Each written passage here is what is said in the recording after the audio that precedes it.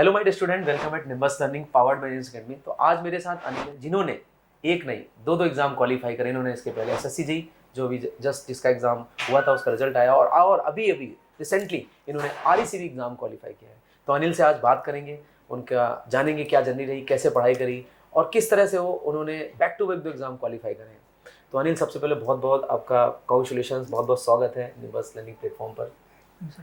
और तो अनिल, मैं चाहूँगा सबसे पहले आप अपना इंट्रोडक्शन दें कि मतलब आप कैसे बीटेक किया और क्या जर्नी आपकी रही, यहाँ दो एग्जाम दो जेईएन बने आप, मतलब। हाँ, यस। हेलो दोस्तों, मेरा नाम अनिल मुराडिया है और मैंने गवर्नमेंट इंजीनियरिंग कॉलेज अजमेर से बीटेक किया है। और हाल ही में मैंने SSC JE and RSC JE दोनों एग्जाम क्वालिफाई किए, दोनों में फाइनल सिलेक्शन हुआ है। और आज मैं जो भी हूँ इस मुकाम पे हूँ जहाँ मैंने दोनों एग्जाम क्वालिफाई किए है। उसके पीछे पेरेंट्स और टीचर तो है, लेकिन सबसे बड़ी बात अपना जो इंस्टीट्यूट होता है, कोचिंग संस्थान जहाँ से अपन पढ़ाई करते हैं, उसका सबसे बड़ा योगदान होता है। तो क्योंकि अपन सेल्फ से करते हैं तो बार बार इधर उधर डिस्ट्रैक्ट हो जाते हैं, लेकिन जब अपन टीचर से कनेक्ट होते हैं ऑफलाइन या ऑनलाइन जब भी कैसे क्लास लेते हैं, तो उन सभी के पीछे एक कोचिंग संस्थान टीचर का हाथ बहुत मतलब उनका बहुत बड़ा सपोर्टिव होता है।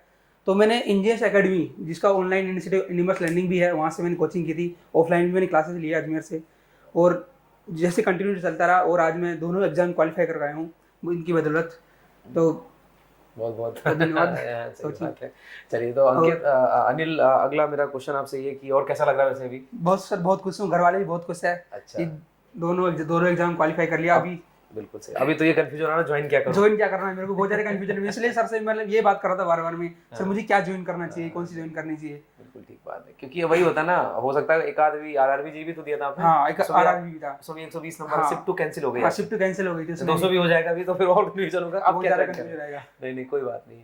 तो माहौल एकदम बिल्कुल बढ़िया है। हाँ, बिल्कुल बढ़िया माहौल है। अच्छा, एक बड़ा मैं आपसे बच्चों को डाउट रहता है, जैसे आप जब पढ़ते थे, क्योंकि आपने भी एक आध दो एग्जाम में पहले जब दिया तो नहीं हुआ, तो क्या मतलब प्रोसीजर था पढ़ाई करने का, कैसे कैसे आप पढ़ते थे, नोट्स कैसे बनाए, क्या करा, टेस्ट सीरीज वगैरह? हाँ सर देखो, मैंने इससे माहौल के लिए खुद का माहौल, अपना खुद का एक ओरा बनाया था इसके लिए मैंने।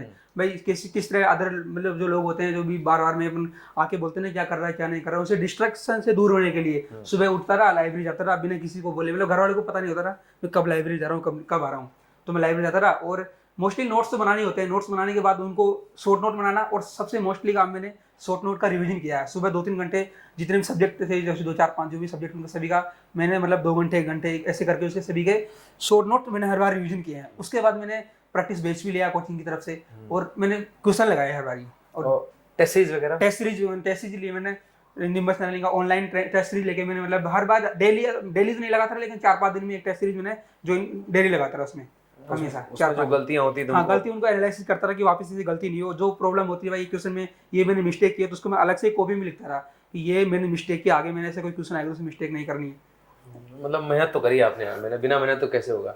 तो जैसे आपने इतनी बड़ी सफलता हासिल करी, तो जाहिर सी बात है घर परिवार का बहुत साथ रहता है। तो मतलब जैसे कि इंजीनियरिंग अकेडमी तो आपने बोला ही कि बड़ी मदद करी आपने, तो घर परिवार में किस तरह का क्या माहौल रहा आपकी तैयारी के टाइम? घर परिवार में भी एक पॉजिटिव माहौल ही था, हालांकि होता सभी के पड़ोसियों के यार क्या कर रहा है, क्योंकि हर बार उनके होता है छेड़ने की आदत कि आपका बच्चा नौकरी लगा, घर पे आके पेरेंट्स आके बोलते हैं यार क्या कर रहा है आपका बच्चा, नौकरी लगे, इतने दिन हो गए इतने हो गए। लेकिन इन सभी चीज़ों से दूर हटते हुए, लेकिन खुद के तरफ से मैंने खुद को मोटिवेट रखा, सेल्फ मोटिवेटेड। और एक मेरे इंपॉर्टेंट पर्सन जो मैं उनको बारे में बताना चाहूँगा आपको, मेरे मौसा जी, जिनका नाम है रमेश चंद्रा, वो दिल्ली में रहते हैं, उनको खुद कंपनी है। तो वो उन्होंने मेरे को हमेशा मतलब फाइनेंशियली, इमोशनली हर तरीके से सपोर्ट किया, एज मेरे फ्रेंड की तरह सपोर्ट किया उन्होंने। बाकी टीचर्स और फैमिली का तो बहुत बड़ा रोल होता ही है, लेकिन होता ना किसी की लाइफ में किसी जीएफ है किसी को है, लेकिन मेरे एक वो दोस्ती की तरह ही है मौसा जी मेरे। मौसा जी का बहुत बड़ा सपोर्ट रहा। बहुत बड़ा सपोर्ट रहा उनका, मतलब फाइनेंशियली इमोशनली कैसे मान लो, बहुत बड़ा सपोर्ट रहा उनका हमेशा। नहीं, वो तो होता ही है, क्योंकि देखिए अगर कई बार अपन डिमोटिवेट होते हैं तो कोई अगर रहता है, कोई अपने को सहारा देता है, तो जाहिर सी बात है वो, और आज आप नाम ले रहे हो तो जाहिर सी बात है कि उन्होंने बहुत हेल्प आपकी करी है। सही बात है। तो और आज आप एक नहीं दो, और मुझे लगता है कि आगे 1-2 एग्जाम और निकालने वाले हैं आपको, अभी आरपीएससी बिल्कुल निकालूंगा, क्योंकि जिस हिसाब से आप बोल रहे हो ना कि घर वालों को पता ही नहीं चलता था, लाइब्रेरी जाते थे और कब आते थे, और पूरे टाइम पढ़ाई से अपने आप को रखना, ये बहुत बड़ा मतलब यही सेक्रीफाइस होते हैं जिससे बच्चा एग्जाम में सिलेक्ट होता है। तो अनिल, आप मेरे साथ जुड़े और मतलब आप आए, मतलब इतनी दूर से चल के, और यहाँ पर आपने अपनी बात बताई, ताकि जो दूसरे बच्चे हैं वो इस वीडियो को जब सुनेंगे तो मोटिवेट होते हैं और वो भी एग्जाम में सिलेक्ट होते हैं। तो बहुत बहुत धन्यवाद।